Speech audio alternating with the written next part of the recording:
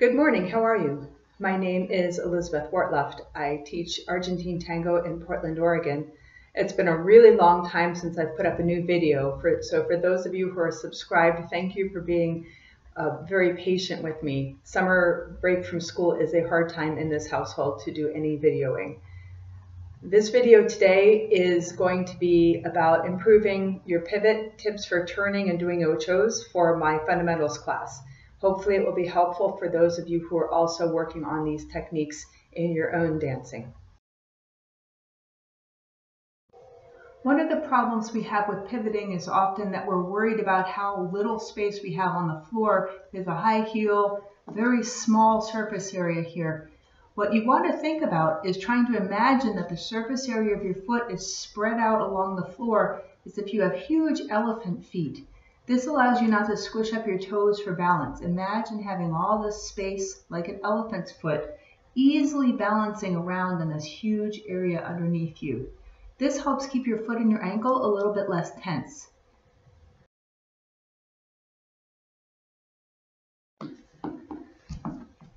So it's really important here that when I balance, I allow some movement in my foot and my ankle. I'm spreading my toes out and letting my balance really stay over the middle of my foot. But see how much give there is in my foot and my ankle? I have to have some give there so that I don't topple over from the top of my body.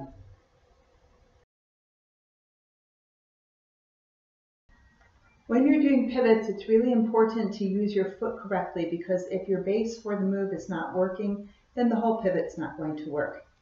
So if you look at my foot, I don't think I can get my foot in the same picture, so I'll do a close-up of my foot. See how you can see through here on my arch?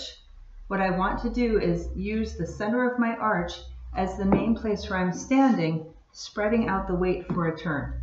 That means that if I'm going to turn and have my heels up in the air, I end up putting the weight too far forward on my toes, and that creates pain for my foot. So, if you can see on my foot, when I'm standing on it regularly, I have 50% of the weight on my heel, 50% of the weight on the ball of my foot. That allows me to focus my balance right down the middle of my arch.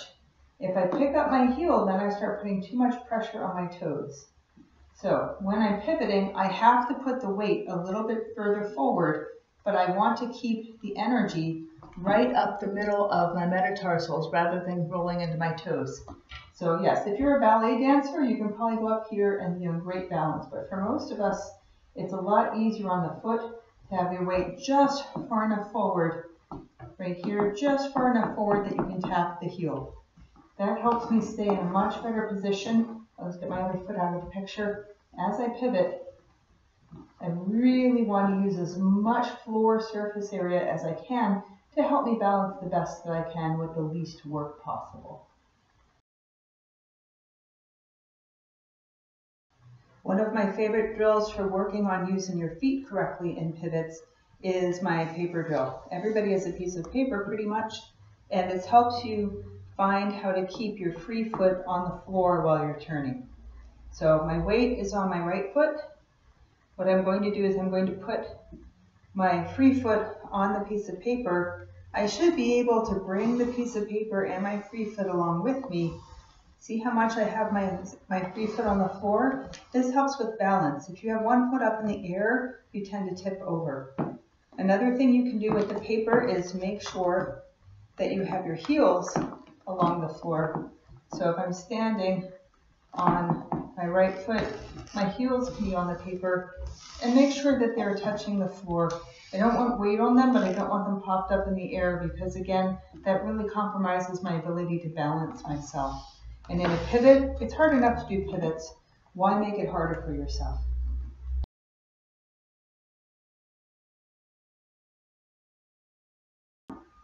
Let's look at some drills now that you can use to improve your pivoting. These are good for all of us. You don't have to be a beginner to be doing your practicing. Same as a ballet dancer is going to do pliés the rest of their career. A tango dancer is going to work on their pivots for the rest of their dance time. So one thing that you can do is really make sure you finish your step before you do a pivot. For those of you who grew up with Tinker toys, think about how you have the sticks that go into the little pieces of wood that change angles. So you have a step, it's a straight line, and then some amount of pivot. Another step, straight line, finish it, then see how much pivot is needed for the next part. So for example, if I'm going to do a side step to a front pivot, I'm going to take a side step and get watched by the cat and a front step. Feel free to use a chair or something that you can move around. This makes it easier for you as you stay in balance the whole time. I have a side step. When I go to pivot, I have to finish my side step pivot and then take my front step. So I have a side step, finish my side step pivot, and take a front step. Or a side step, finish my pivot, take a back step. So I never want to reach for the next step before I finish the one I'm doing. So if I do it straight on, you can see why that's helpful. So I have a straight front step. I'm going to step in front of myself, finish that step, get on balance, pivot, and then take my next step. Take a step, finish that step, get ready, and pivot. How do you practice this? A couple of things. First, you can do what I call tail wags. You turn around, stand on one foot, pivot around, feel that pivot in your spine and your hips, and then finish your step. Side step, wag, finish. When you get good enough at that not to need a chair, you can just think about balancing, wag, and go. Step, wag, pivot. Step, wag. Why am I wagging? I'm really feeling how my pivot in my hips drives my step. Pivot, around, go. So it's really important to make sure that these muscles, your obliques and your back muscles, are all working so your upper body can help support you and your hips are pivoting. The pivot is not parallel to the floor though. If you can see me here, which can be difficult. When I step, my hip I'm standing on, the side that I'm standing on is slightly higher. My hip has to adjust so that my pelvis points at the foot I'm standing on. You see that? So you can't really see that side to side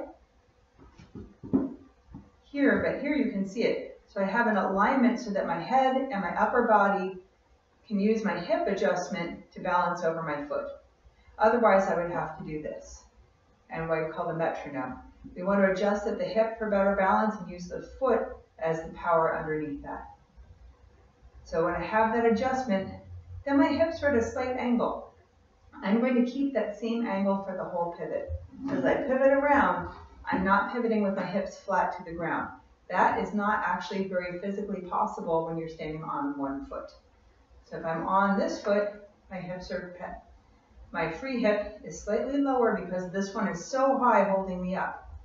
And I can pivot around that. Hopefully when we're done with that, it has the same angle as before.